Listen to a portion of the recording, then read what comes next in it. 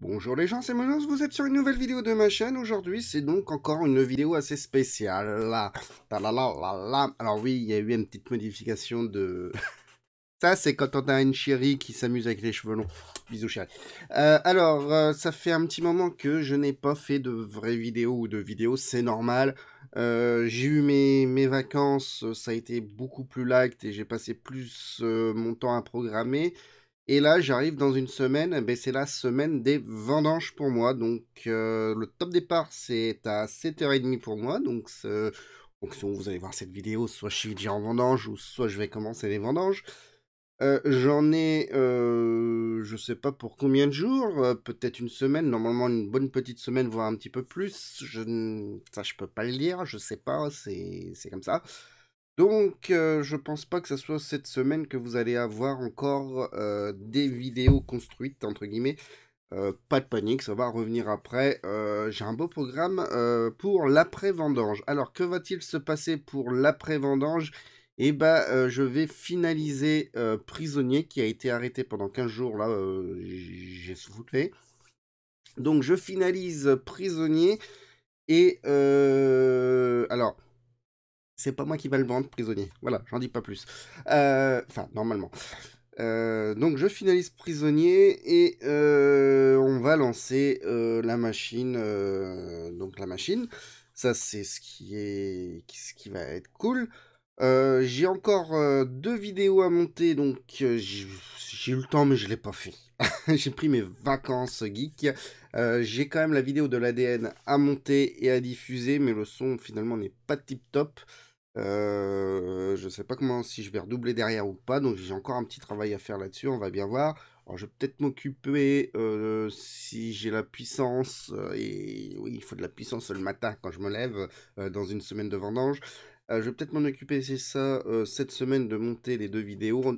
Alors j'ai ça à monter et j'ai aussi la vidéo le deuxième épisode de C'est facile à monter. Et le troisième, bah, à tourner, parce que voilà, il va falloir que je reprenne un peu les affaires. Ça, c'est pour le côté un petit peu vidéaste. C'est à faire. Alors, troisième point aussi, qu'il y a moins de vidéos, c'est que ma belle et douce, bon, elle n'est pas là aujourd'hui, donc c'est pour ça que je peux tourner, mais m'a rejointe. Va falloir que je trouve un système pour pouvoir faire des vidéos le matin sans que je la dérange. Il y a cette petite partie-là aussi que j'ai pas très pensé avant. Donc, ce qui fait que le matin, bah, oui, c'est un peu plus difficile quand même. Voilà. Sinon, pour d'autres informations, le bébé n'est pas né. On me pose la question. Non, le bébé n'est pas né. Il est pas né. C'est comme le poisson, il n'est pas né. Il est prévu pour fin novembre. Voilà, donc on attend. Ça, c'est pour la vie privée. Petite autre information qui me fait très plaisir, c'est que j'ai installé un poste de travail pour ma chérie. Donc elle rejoint, normalement elle va rejoindre l'équipe d'Off-Game, entre guillemets. Euh, Ça c'est cool aussi. Donc je vais lui apprendre, on va voir ce qu'elle sait faire pour mettre son talent entre guillemets au service d'Off-Game. Donc ça j'espère qu'elle va trouver quelque chose qui va m'aider.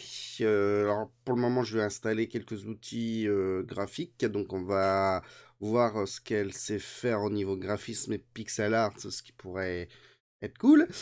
Bon, là, les parties, elle va revenir, donc on va commencer ça très certainement aujourd'hui. Demain, elle va tester des outils, je vais lui donner quelques exercices à faire.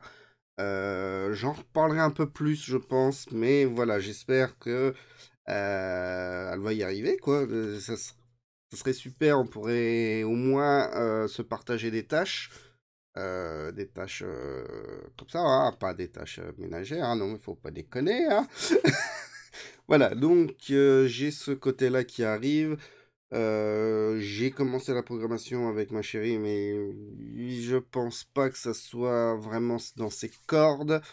Mais si elle peut me faire des graphes du pixel art et qu'elle aime, bah, pourquoi pas. Donc j'essaye de l'intégrer quand même et j'espère qu'on va trouver quelque chose. Alors, sinon j'ai le deuxième point, c'est de me corriger le français et l'anglais. Ah, je sais que ça peut fonctionner, donc on aura une double casquette. Oui, je sais. Bon. Qu'est-ce que je peux dire d'autre dans cette vidéo? Alors, outre Prisonnier, j'ai testé quelques gameplays sur Mega Drive. Par exemple, avec Anata, on a travaillé un petit peu le platformer. J'ai mis au point deux trois trucs. J'ai vu deux trois trucs très très intéressants, hein. Faites des prototypes, les gars. Ça peut aider. Bon, je sais ce que je veux faire de toute façon. Je viens d'avoir une autre idée. Je pense que je vais me stabiliser quand même un bon petit moment sur cette fameuse Mega Drive. Alors, pourquoi j'ai fait le pour et le contre? Alors, le pour, c'est qu'elle est quand même assez facile à programmer, même s'il y a des pièges. Le SGDK de Steph fonctionne très bien. Alors, il y a des petites choses qui vont pas, ou des petits bugs par ici. Alors, est-ce que des fois, c'est plutôt le type qui est derrière sur la chaise ou la Mega Drive qui accepte pas? Et les gars, j'ai essayé de faire une division par 0 sur Mega Drive, et la Mega Drive, il l'accepte, hein. Il bronche pas, hein. Alors, je sais pas ce qui se passe derrière dans le compilo, mais il l'accepte, hein. Alors qu'Anata a eu des bugs de division sur 0 pour dégager. Enfin, il y a des trucs assez rigolos. Bref, je pense que je vais faire une année entre guillemets Mega Drive. Qu'est-ce qu'il y a de bien aussi sur la Mega Drive, c'est qu'on peut faire des cartouches assez facilement. Je pense qu'avec la NES, c'est les deux consoles où, bah, au niveau du homebrew, on peut, euh, entre guillemets, s'auto-éditer assez facilement pour se faire ses propres cartouches. Il y a tout le matériel, il y a les coques, il y a les PCB. C'est assez accessible. Je continue, donc c'est prévu, bien sûr, dans le cursus. De toute façon, c'est facile, c'est prévu aussi pour vous apprendre, pour apprendre aussi à programmer sur des vieilles machines. Enfin, c'est le but d'ailleurs, parce que moi sur PC, je le dis, je le redis, je m'en bats les steaks. Ce qui va nous faire venir à un nouveau point, entre guillemets, publicité. David, alors, je sais que David, il y en a qui l'aiment bien, d'autres qui l'aiment pas. Je suis neutre. Il y a des choses que je prends que j'apprécie beaucoup, d'autres choses qui ne m'intéressent pas. Donc, tout ce qui est processus de programmation, objet qui fait, moi, ça m'intéresse pas du tout. Euh, voilà, l'objet, non, ça passe pas. J'ai réessayé plusieurs fois non, c'est... Même si, entre guillemets, on va dire, ouais, mais t'en fais en C avec les structures. Oui, j'en fais des trucs avec les structures, mais mettre en place une structure, c'est très simple. Enfin, c'est rapide. Moi, je vois à chaque fois que je lis un truc en C pour mettre des classes en route, je sais pas, j'ai du mal. Il faut faire des constructeurs, il faut déconstruire, il faut... Moi, voilà pourquoi finalement je n'aime pas trop l'objet. C'est beaucoup plus sa syntaxe, c'est tout con. Alors, c'est pas la réflexion du C. Je commence avec les structures. Grâce aux structures, je commence à bien comprendre le truc. Alors, alors certains vont dire oui, mais les structures, c'est pas de l'objet. D'autres vont dire si, c'est un petit peu de l'objet, ou je sais pas quoi, peu importe. Mais une structure, ça ressemble vachement à des classes. C'est des variables génériques qu'on raccroche. Je schématise, hein, mais qu'on raccroche à d'autres trucs et qui permet de faire des templars, hein, j'ai envie de dire. Alors, je sais pas, j'appelle ça templar, hein, mais c'est pour schématiser. Je sais que c'est puissant, je sais que c'est pratique, mais c'est pas mon domaine. Ça, voilà. Puis on n'a pas besoin de l'objet pour faire des jeux. Ça simplifie, certes, mais on n'a pas besoin de ça. Et puis bon, bah, moi je ne programme pas sur PC, entre guillemets. Alors je reviens sur David. David, par contre, va proposer de Camcoder un cursus en langage de programmation C. Alors, c'est une formation qui est payante. Les cours sur l'UA, même si je n'aime pas le l'UA, mais ça c'est encore une... Oui, je sais, je suis difficile, mais ça c'est encore pour une autre chose. C'est dit, ces cours de débutant sur l'UA, son premier cours de débutant sur l'UA, puis ses premiers ateliers sont franchement ils sont bons. Personnellement, pour apprendre un peu à manier la programmation, ouais, c'est vachement... C'est pas mal. Ça va vous apprendre déjà tout le début générique de la programmation. façon, il ne faut pas se tortiller. Quand vous programmez, c'est quoi? C'est des boucles, c'est les variables, c'est les conditions, c'est les entrées, c'est les sorties, c'est jouer un petit peu de son, mais ça change d'un langage à un autre ou plutôt d'un système à un autre. Afficher à pixels, ça c'est plus ou moins compliqué suivant le langage et ce que vous utilisez, mais c'est pareil. C'est quoi? C'est comprendre comment déplacer un personnage, c'est comprendre comment faire une matrice pour pouvoir faire un décor, gérer un peu les collisions, même si son système de collision en case par case, c'est pas mon système, mais ça fonctionne. Voilà, donc, que dire de plus? Même si c'est du Lua, il présente un shoot, un platformer et surtout son gros truc sur un jeu d'action à la machin à la Isaac. J'ai pas le nom, je suis désolé. Voilà, donc pour débuter, personnellement, c'est vachement bien. Voilà, donc puis ce qui est cool, il propose pas mal de game jam. Euh, donc ce que moi je les fais pas, c'est un tort, mais c'est vrai que ça fait pas mal de petits jeux à faire tous les 2 ou 3 mois. Ça oblige à faire des prototypes. Moi, je préfère parler de termes de prototypes que des jeux, quoique des fois, c'est quand même des pannes. Donc, voilà. Donc, il va faire un cursus en C. Donc, il a déjà publié ses premières vidéos et son premier support de cours. Donc, il y a les deux, c'est ça qui est cool. Il y a les vidéos et un support de cours. Et je peux dire que le support de cours, cette fois-ci, il est vachement bien. Il permet d'installer GCC. Voilà, je l'utilise, je sais l'utiliser un petit peu, on va dire. Et surtout la SDL, bon, deux, mais la SDL. Alors, pour la petite histoire, la SDL, j'ai déjà installé ce Binouf, ça m'a toujours tiré les cheveux, j'ai toujours du mal à l'installer. Quand j'ai fait mes premiers codes en SDL, à chaque fois, ça a toujours été de gros bordel.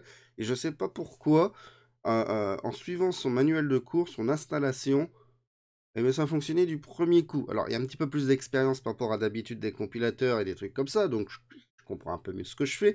Mais voilà, donc c'est pour dire que là, son support de cours, alors c'est pour ceux qui sont chez Camcoder, son support de cours, franchement, il déboîte. Il y a de l'humour, il est bien écrit surtout. Je dis pas que les autres sont mal écrits, hein. C'est pas ça, mais il est très bien écrit celui-là. J'ai été agréablement surpris. Il y a, à mon goût, 2-3 Macarena quand il parle un peu de l'assembleur. C'est pas méchant, c'est une petite broutille. Mais franchement, ouais, j'ai installé ASDL avec GCC. Ouais, il a surtout bien noté les pièges à ne pas faire.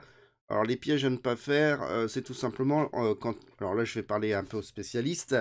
C'est quand on va linker les bibliothèques, il y a un ordre avec la SDL.